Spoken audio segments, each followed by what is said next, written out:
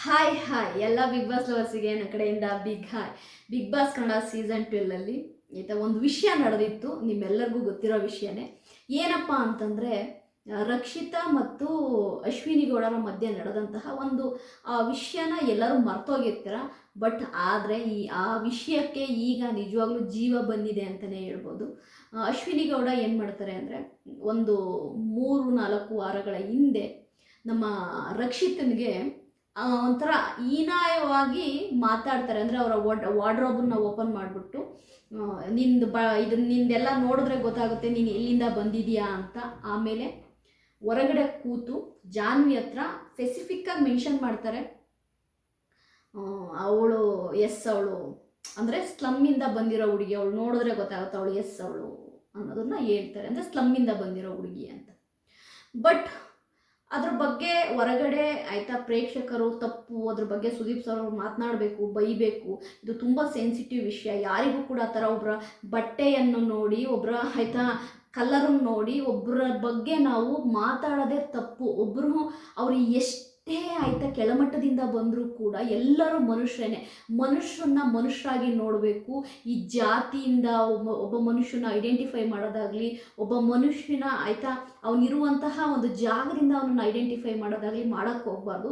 Big boss ಮನೆಯಲ್ಲಿ big boss ಮನೆಯಲ್ಲಿ ಅಲ್ಲಿ ಎಲ್ಲರೂ ಕಂಟೆಸ್ಟೆಂಟೇ, ಅಲ್ಲಿ ಯಾವುದೇ ಜಾತಿ ಅಡ್ಡನೇ ಬರೋಕ್ಕೆ ಹೋಗ್ಬಾರ್ದು.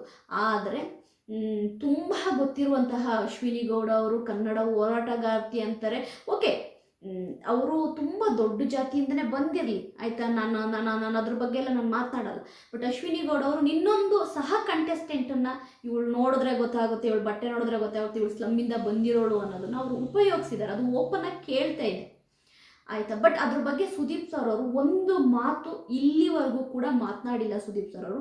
ಆದರೆ ಹೋದ ವಾರದಲ್ಲಿ ಯಾವಾಗ ರಕ್ಷಿತನ ಮೇಲೆ ಎಗರಾಡೋದ್ರಲ್ವಾ ಸುದೀಪ್ ಸರ್ ಅವರು, ಅದನ್ನು ನೋಡಿದಂತಹ ಎಲ್ಲ ತಿಳುವಳಿಕೆ ಇರುವಂತಹ ವ್ಯಕ್ತಿಗಳು ಈಗ ಮಹಿಳಾ ಆಯೋಗಕ್ಕೆ ದೂರು ಕೊಟ್ಟಿದ್ದಾರೆ. ಅಂದರೆ ಅಶ್ವಿನಿ ವಿಷಯ ಬಂದಾಗ ಹೇಗೆ ಆಯಿತಾ ಸುದೀಪ್ ಸರ್ ಅವರು ಹೋದ ವಾರ ಅಷ್ಟೆಲ್ಲ ಮಾತನಾಡಿದರು ಆಯಿತಾ, ಅಷ್ಟೆಲ್ಲ ರಕ್ಷಿತನಿಗೆ ಬುದ್ಧಿವಾದ ಹೇಳಿದರು, ಬೈದರು, ರಕ್ತ ಕುದಿಯುತ್ತೆ ಅಂದರು, BP ಜಾಸ್ತಿ ಆಗುತ್ತೆ ಅಂತಂದರು, ಏನೇನೆಲ್ಲ ಅಂದರೆ ರೋಷ ಆವೇಶದಿಂದ ಮಾತನಾಡಿದಂತಹ ಸುದೀಪ್ ಅವರು ಯಾಕೆ ಇದೇ ಅಶ್ವಿನಿ ಗೌಡ ರಕ್ಷಿತ್ ಅವರಿಗೆ ಸ್ಲಮ್ ಅನ್ನೋ ಪದವನ್ನು ಉಪಯೋಗಿಸಿದಾಗ ನೀನು ಎಲ್ಲಿಂದ ಬಂದಿದೆಯಾ ಅಂತ ಗೊತ್ತು ಅಂತೇಳಿ ಒಂದು ಹುಡುಗಿನ ಅವಳ ಬಟ್ಟೆಗಳನ್ನ ತೆಗೆದು ಒಂಥರ ಕಾಲ ಕಸವಾಗಿ ಮಾತನಾಡಿದಾಗ ಎಲ್ಲಿ ಹೋಗಿತ್ತು ಸುದೀಪ್ ಸರ್ ಅವರ ವಾಯ್ಸು?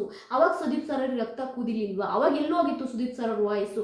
ಅದೇ ಆಯಿತಾ ರಕ್ಷಿತ ವಿಷಯಕ್ಕೆ ಬಂದಾಗ ಹೋದ್ವಾರ ನನಗೆ ರಕ್ತ ಕುದಿತಾ ಇದೆ ಆಯಿತಾ ಹಾಗೆ ಹೀಗೆ ಅಂತೇಳಿ ಎಗರಾಡಿದಂತಹ ಸುದೀಪ್ ಅವರು ಯಾಕೆ ಅವತ್ತು ಅಶ್ವಿನಿ ಗೌಡ ಸ್ಲಮ್ ಅಂದಾಗ ಯಾಕೆ ಆ ಆವೇಶ ಆ ರೋಷ ಯಾಕೆ ಸುದೀಪ್ ಸರ್ ಅವ್ರಿಗೆ ಬರಲಿಲ್ಲ ಅಂತೇಳಿ ಮಹಿಳಾ ಆಯೋಗಕ್ಕೆ ಸುದೀಪ್ ಸರ್ ಅವರ ಮೇಲೆ ಒಂದು ಕಂಪ್ಲೇಂಟನ್ನು ಲಾಡ್ಜ್ ಮಾಡಿದ್ದಾರೆ. ಅಂದರೆ ಸುದೀಪ್ ಸರ್ ಅವರ ವಿರುದ್ಧ ಮಹಿಳಾ ಆಯೋಗಕ್ಕೆ ದೂರು ನೀಡಿದ್ದಾರೆ. ಅಂದರೆ ಸುದೀಪ್ ಸರ್ ಅವರು ಈ ಒಂದು ವಿಷಯದ ಬಗ್ಗೆ ಕೇಳಲೇಬೇಕು. ಅಂದರೆ ಹೆಂಗೆ ಅಶ್ವಿನಿ ಗೌಡ ಒಂದು ದೊಡ್ಡ ರಿಯಾಲಿಟಿ ಶೋ ಅಲ್ಲಿ ಒಂದು ಹುಡುಗಿಗೆ ಸ್ಲಮ್ಮಿಂದ ಬಂದಿರೋಳು, ಇವಳು ಸ್ಲಮ್ ಅಂತ ಹೆಂಗೆ ಕರೀತಾರೆ ಅಂತ ಇದನ್ನ ಕಠಿಣವಾಗಿ ಸುದೀಪ್ ಸರ್ ಅವರು ಆಯಿತಾ ಇದ್ರ ಬಗ್ಗೆ ಮಾತನಾಡಬೇಕು ವೀಕೆಂಡಲ್ಲಿ. ಇದು ಸುದೀಪ್ ಸರ್ ಅವರೇ ಇದಕ್ಕೆ ಉತ್ತರ ಕೊಡಬೇಕು ಅಂತೇಳಿ ನಮ್ಮ ಮಹಿಳಾ ಆಯೋಗದ ಅಧ್ಯಕ್ಷೆ ಆದಂತಹ ನಾಗಲಕ್ಷ್ಮಿ ಮೇಡಮ್ ಅವರಿಗೆ ದೂರು ಕೊಟ್ಟಿದ್ದಾರೆ. ಅಂದರೆ ಒಂದು ಹೆಣ್ಣಿಗೆ ಅಗರ್ವ ತೋರಿದಂತಹ ಇನ್ನೊಂದು ಹೆಣ್ಣಿನ ಬಗ್ಗೆ ಸಪೋರ್ಟ್ ಮಾಡುವಂತಹ ಸುದೀಪ್ ಸರ್ ಅವರು ಆ ಹೆಣ್ಮಗಳು ಕೂಡ ಹೆಣ್ಮಗಳೇ ತಾನೆ, ಅವಳಿಗೆ ಯಾಕೆ ಸಪೋರ್ಟ್ ಮಾಡಲಿಲ್ಲ?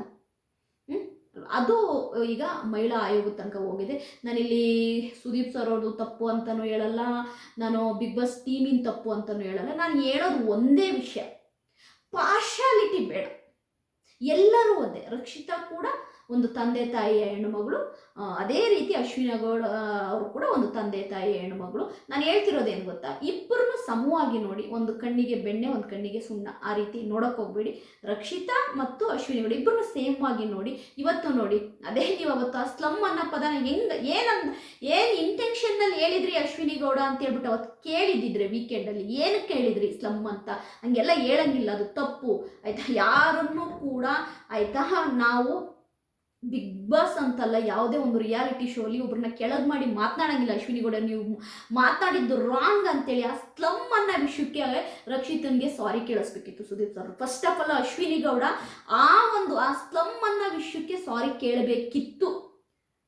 ಅಶ್ವಿನಿ ಗೌಡ ರಕ್ಷಿತನ ಹತ್ರ. ಅದನ್ನು ಸುದಿ ಅವ್ರು ಏನು ಕಾಕ್ರೋಚ್ ಸುದಿ ಅವ್ರ ಇಂಟ್ರ್ಯೂಗಳನ್ನ ನೋಡಿದ್ರೆ ನಿಮಗೆ ಗೊತ್ತಾಗುತ್ತೆ, ಇಲ್ಲ ನಾವು ಕೆಲವೊಂದು ಕಡೆ ಕೆಲವೊಂದು ಮಾತುಗಳನ್ನ ಮಾತಾಡಬಾರ್ದಿತ್ತು, ಅದು ಅದು ಅದು ತುಂಬ ತಪ್ಪದು ಅನ್ನೋದನ್ನು ಅವರೇ ಒಪ್ಕೊಳ್ತಾ ಇದ್ದಾರೆ. ಸುಧೀರ್ ಅವರು ಕೂಡ, ಅಂದರೆ ಕಾಕ್ರೋಚ್ ಸುದಿ ಕೂಡ ಒಪ್ಕೊಳ್ತಿದ್ರು. ಅಂದರೆ ಅಶ್ವಿನಿ ಮೇಡಮ ಕೂಡ ಹಾಗೆಲ್ಲ ಮಾತಾಡಬಾರ್ದಿತ್ತು, ಅದೆಲ್ಲ ತಪ್ಪು, ನಮಗೆ ಹೊರಗಡೆ ಬಂದಮೇಲೆ ನಮ್ಮ ಮಿಸ್ಸಸ್ಸೇ ಹೇಳಿದ್ರು ಅವೆಲ್ಲ ಮಾತಾಡಬಾರ್ದಿತ್ತು ತಪ್ಪು ಅಂತ. ಬಟ್ ಸುದೀಪ್ ಸರ್ ಅವರು ಏನು ಓದು ಸ್ಯಾಟರ್ಡೆ ಅಷ್ಟೊಂದಿನ ಆವೇಶದಿಂದ ಏನು ಬೈದ್ರಲ್ವಾ ರಕ್ಷಿತನಿಗೆ, ಅದೇ ಥರ ಅಶ್ವಿನಿ ಗೌಡನಿಗೂ ನೀವು ಸ್ಲಮ್ ಅಂದ್ರಲ್ವಾ ಆಯಿತಾ, ಯಾರಿಗೆ ನಮ್ಮ ರಕ್ಷಿತನಿಗೆ ಹೆಂಗೆ ಅಂತೀರ ನೀವು ಇಂಥ ಬಿಗ್ ರಿಯಾಲಿಟಿ ಶೋ ಅಲ್ಲಿ ಒಂದು ಹೆಣ್ಣುಮಗಳಿಗೆ ಆ ಥರ ಒಂದು ಬಟ್ಟೆಗಳನ್ನೆಲ್ಲ ತೆಗೆದು ಇವ್ಳು ಬಟ್ಟೆ ನೋಡಿದ್ರೆ ಗೊತ್ತಾಗ್ತಿಲ್ಲ ಎಲ್ಲಿಂದ ಬನ್ನಿ ಅಂದರೆ ಅದು ಎಷ್ಟು ಒಬ್ಬ ಮನುಷ್ಯನ ಕುಗ್ಸುತ್ತೆ ಗೊತ್ತಾ.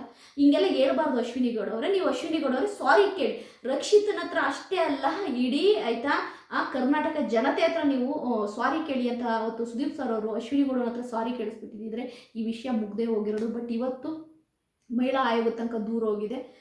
ನಾನು ಅದೇ ಹೇಳೋದು, ಬಿಗ್ ಬಾಸ್ ಅನ್ನೋದಿದೆಯಲ್ಲ, ಏನೇ ತಪ್ಪುಗಳಾದರೂ ಕೂಡ ಹೊರಗಡೆ ನೋಡುವ ಪ್ರೇಕ್ಷಕ ಸುಮ್ಮನೆ ಕೂರಲ್ಲ ಆಯಿತಾ.